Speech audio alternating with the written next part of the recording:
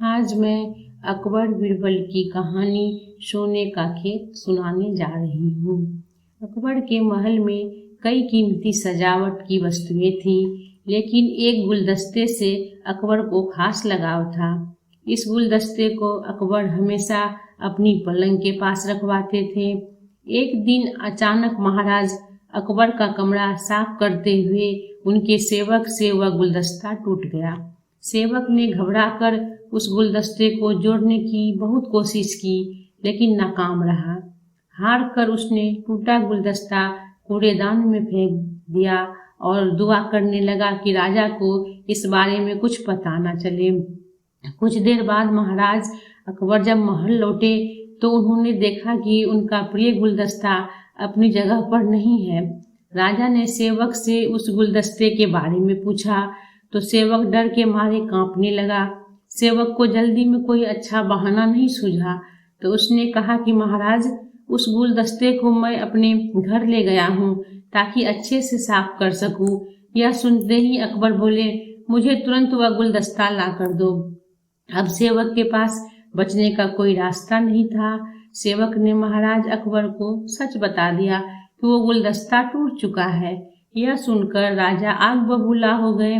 क्रोध में राजा ने उस सेवक को फांसी की सजा सुना दी।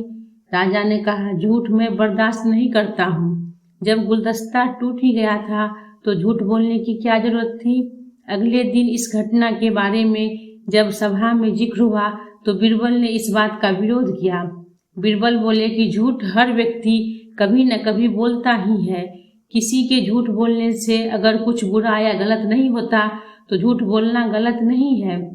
बीरबल के मुंह से ऐसे शब्द सुनकर अकबर उसी समय बीरबल पर भड़क गए। उन्होंने सभा में लोगों से पूछा कि कोई ऐसा है यहाँ जिसने झूठ बोला हो।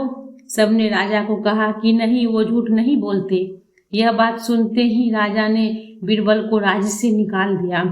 राज दरबार से निकलने के बाद बीरबल ने ठान ली कि वो इस बात को साबित करके रहेंगे कि हर व्यक्ति अपने जीवन में कभी न कभी झूठ बोलता है।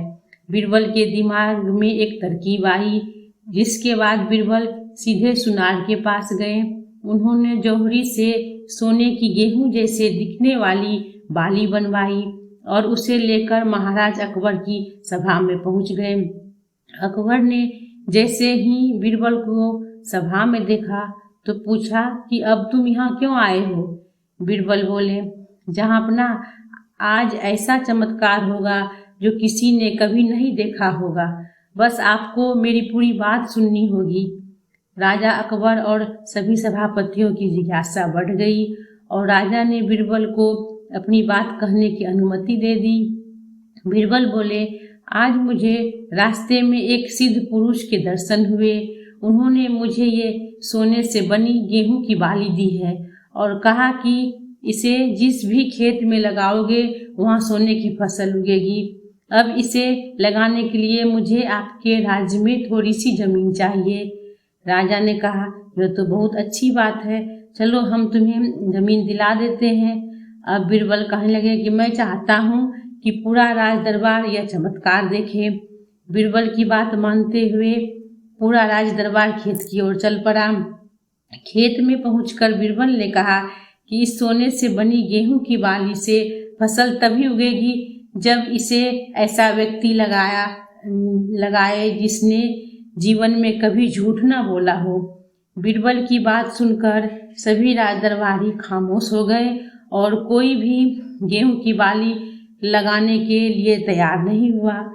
राजा अकबर बोले कि क्या राज दरबार में कोई ऐसा व्यक्ति नहीं है जिसने अपने जीवन में कभी झूठ ना बोला हो। सभी खामोश थे।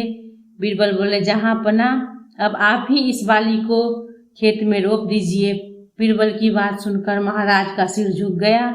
उन्होंने कहा, बचपन में मैंने भी कई झूठ बोले हैं तो मैं इसे कैसे लगा सकता हूँ। इतना कहते ही बादशाह अकबर को यह बात समझ आ गई कि बीरबल सही कह रहे थे कि इस दुनिया में कभी न कभी सभी झूठ बोलते हैं। इस बात का एहसास होते ही अकबर उस सेवक की फांसी की सजा को रोक देते हैं।